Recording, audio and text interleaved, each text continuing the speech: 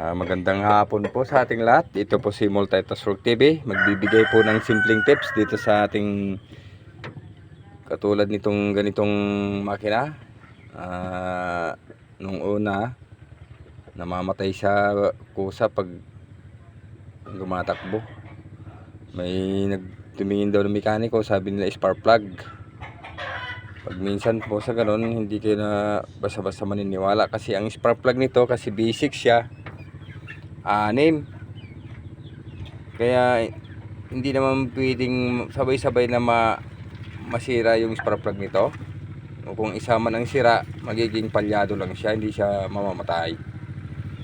Kaya ang aking napansin, pinalitan natin siya ng fuel filter kasi marumi.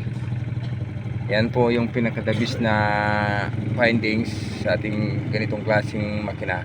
Di gasolina po ito, Nissan B6 200. FI po siya.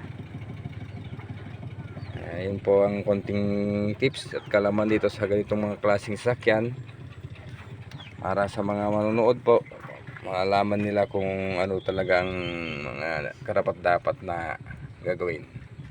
Maraming salamat po. Multitask Work TV.